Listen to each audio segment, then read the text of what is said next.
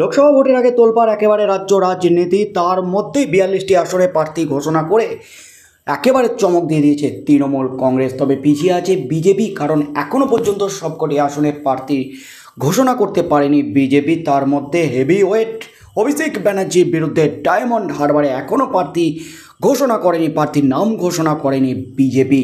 তা নিয়ে কিন্তু শোরগোল পড়ে গেছে একেবারে রাজ্য রাজনীতিতে। ডায়মন্ড হারবারে বিজেপি কি অভিষেক ব্যানার্জিকে ওয়াক ওভার দিয়ে দিল, এই প্রশ্নটাই তুলে দিচ্ছে রাজনৈতিক মহল। তার মধ্যেই কিন্তু বাকি 4 আসনে বিজেপি প্রার্থী কারা হবে, কাদিকে বিজেপি প্রার্থী করতে চলেছে, এই নিয়ে কিন্তু প্রশ্ন উঠে গেছে রাজ্য জুড়ে। আর জোর জল্পনা শুরু হয়ে গেছে, কারণ লোকসভা ভোটের আগে কি এবার এই বাকি 4 আসনে বড়সড় চমক দিতে চলেছে এবার বিজেপি। তার মধ্যে রয়েছে হাই ভোল্টেজ ডায়মন্ড হারবার। অভিষেক ব্যানার্জির বিরুদ্ধে কাকে প্রার্থী করবে সেই নিয়ে যখন উত্তাল একেবারে রাজ্য রাজনীতি, ঠিক সেই মুহূর্তে বিস্ফোরণ ঘটালেন অভিষেক ব্যানার্জি নিজেই। বিজেপির 4 প্রার্থীর নাম ঘোষণা করে কিন্তু বড়সড় বোমা পাঠালেন অভিষেক ব্যানার্জি। এই মুহূর্তে সবচেয়ে বড় খবর, বিজেপিকে তুমুল কটাক্ষ একেবারে অভিষেক ব্যানার্জির সঙ্গে ছুঁড়লেন চ্যালেঞ্জ, আর অভিষেক ব্যানার্জিকে পাল্টা দিলেন শ্রমিক ভট্টাচার্য। সব মিলিয়ে কিন্তু একেবারে হুলস্থুল রাজ্য রাজনীতি। বিজেপি ও কেন্দ্রীয় তদন্তকারী সংস্থাকে এক বন্ধনীতে ফেলে আক্রমণ করতে গিয়ে নতুন চ্যালেঞ্জ ছুঁড়লেন তৃণমূলের সেনাপতি অভিষেক ব্যানার্জি। শনিবার মথুরাপুর লোকসভার অন্তর্গত কুলবিতে সভা করতে গিয়ে বিজেপির উদ্দেশ্যে কটাক্ষেশ্বরী অভিষেক প্রস্তাব দেন। বিজেপি ডায়মন্ড হারবারে প্রার্থী পাচ্ছে না, 4টি কেন্দ্র এখনও প্রার্থী দিতে পারেনি। আমি বলবো মেঘের আড়াল থেকে খেলে লাভ নেই। ইডি, সিবিআই, এনআইএ এবং ইনকাম ট্যাক্সের ডিরেক্টরকে ওই 4 কেন্দ্রে প্রার্থী করে দিন। ওরা অনেক তল্পি বাহকতা করেছেন। মেঘনাদের মতো মেঘের আড়ালে না থেকে এবার আসুন জনতার দরবারে, লড়াই হোক। বিজেপি এখনও রাজ্যের 4টি কেন্দ্রে প্রার্থী ঘোষণা করতে পারেনি। তার মধ্যে অভিষেকের ডায়মন্ড হারবার ছাড়াও রয়েছে বীরভূম, আসানসোল এবং ঝাড়গ্রাম।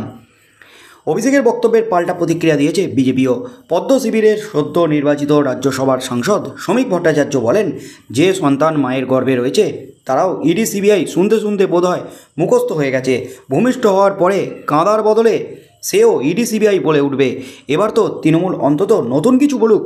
কৃষ্ণনগরের বিজেপি প্রার্থী তথা রাজ পরিবারের কুলবধূ অমৃতা রায়ের সঙ্গে কথোপকথনে প্রধানমন্ত্রী নরেন্দ্র মোদী যে প্রতিশ্রুতি দিয়েছিলেন শনিবার তাকেও নিশানা করেন অভিষেক। তাঁর কথায় বিজেপির প্রার্থীকে ফোন করে প্রধানমন্ত্রী বলছেন, ইডি যে 3000 কোটি টাকা বাজেয়াপ্ত করেছে তা মানুষের মধ্যে ফিরিয়ে দেওয়া হবে। একই কথা তিনি বলেছেন তামিলনাড়ুর এক প্রার্থীকেও। আবার একটা ভোট এসেছে, আবারও একটা জুমলা নিয়ে হাজির হয়েছে। সারদার তদন্ত তো কবে থেকে করছে, একটা টাকাও মানুষকে ফেরত দিতে পেরেছে কি? লক্ষ্মীর ভাণ্ডারের অর্থবৃদ্ধি নিয়ে বিজেপির যে কথা বলছে, কুলবির সভা থেকে তা নিয়েও সরব হয়েছেন অভিষেক। তৃণমূলের সেনাপতি বলেন, বিজেপি বলছে ওরা ক্ষমতায় এলে লক্ষ্মীর ভাণ্ডারে টাকা বাড়িয়ে 3000 করে দেবে। ওরা তো দেশের 27টা রাজ্যে ক্ষমতায় রয়েছে, একটা রাজ্যেও করেছে কি? বিজেপি বলুক গ্যাস দেবে বিনামূল্যে। এই ঘোষণা করতে পারলে 42টি কেন্দ্রে প্রার্থী প্রত্যাহার করে নেব, ওপেন চ্যালেঞ্জ রইল। বিজেপির শ্রমিক অবশ্য পাল্টা যুক্তি দিয়ে বলেন, বিজেপি শাসিত রাজ্যে লক্ষ্মীর ভাণ্ডারের প্রয়োজন নেই, কারণ সেখানে মানুষকে ভাতা দিয়ে তুষ্ট রাখতে হয় না। মথুরাপুর লোকসভায় তৃণমূলে এবার প্রার্থী হয়েছেন তরুণ নেতা বাপি হালদার। গত 3 বারের সাংসদ চৌধুরী মোহন জাটুয়াকে শারীরিক কারণে আর টিকিট দেয়নি দল। কুলপির সভা থেকে মথুরাপুরের ব্যবধানও বেঁধে দিয়েছেন অভিষেক। গতবার 3 লক্ষ ভোটে জিতেছিলেন জাটুয়া, এবার বাপির ব্যবধান 3.5 লক্ষ করার ডাক দিয়েছেন তৃণমূলের সেনাপতি। সেই সঙ্গে দক্ষিণ 24 পরগনার ইতিহাস স্মরণ করিয়ে দিয়ে অভিষেক বলেছেন, তৃণমূল তৈরি হওয়ার পর প্রথম বিধানসভা নির্বাচনে 2001 সালে জেলার 28টির মধ্যে 14টিতে জিতেছিল জোড়াফুল।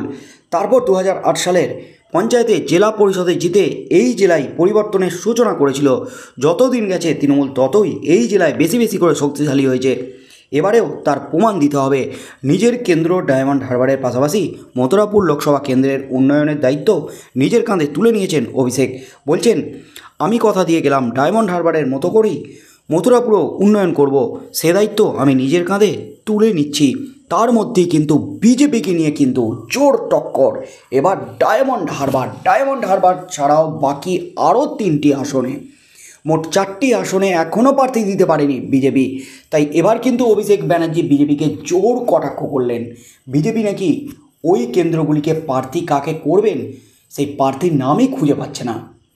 তাই নাকি প্রার্থী দিতে পারছে না। এবং রাজনৈতিক মহলে এই নিয়ে কিন্তু জোর জল্পনা উস্কে গেছে, কারণ ফাঁকা মাঠে গোল দিয়ে যাচ্ছেন অভিষেক ব্যানার্জি সহ বাকি তৃণমূলের প্রার্থীরা। কারণ অভিষেক ব্যানার্জি একেবারে প্রার্থী হওয়ার পর থেকেই ডায়মন্ড হারবারে জোরদার প্রচার শুরু করে দিয়েছেন বিরোধীদের বিরুদ্ধে, বিজেপির বিরুদ্ধে, সিপিএম কংগ্রেসের বিরুদ্ধে। কিন্তু বিজেপি সহ বাকি রাজনৈতিক দলগুলি এখনও পর্যন্ত অভিষেক ব্যানার্জির ডায়মন্ড হারবারে অভিষেক ব্যানার্জির বিরুদ্ধে কোনো প্রার্থী দিতে পারেনি। আর সেই নিয়ে কিন্তু জোর জল্পনা উসকে গেছে রাজ্য রাজনীতিতে। আর সেই নিয়েই কিন্তু এবার বিজেপিকে কটাক্ষ করলেন, চ্যালেঞ্জ ছুড়ে দিলেন অভিষেক ব্যানার্জি।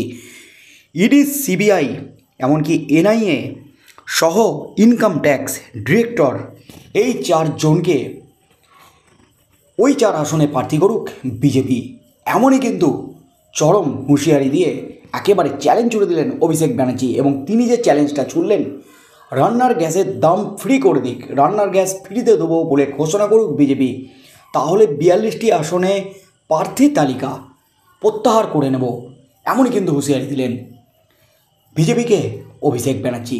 আগামী দিনে কি হতে চলেছে রাজ্য রাজনীতিতে, বিজেপি কবে বাকি 4 আসনে প্রার্থীপদ ঘোষণা করে, প্রার্থী তালিকা ঘোষণা করে, এই 4 আসনে বিশেষ করে অভিষেক ব্যানার্জির বিরুদ্ধে কাকে প্রার্থী করে, একাধিক নাম উঠে আসছে, রুদ্রনীল ঘোষ, তার সাথে সাথে শঙ্কুদেব পাণ্ডা, এমনকি ভাস্কর ব্যানার্জি, কাকে প্রার্থী করে এই আসনে, কি হতে চলেছে আগামী দিনে, বড়সড় চমক কি দিতে চলেছে বিজেপি অভিষেক ব্যানার্জি সহ বাকি তৃণমূলের প্রার্থীদের টক্কর দিতে, সেদিকেই চোখ থাকবে গোটা রাজ্যের।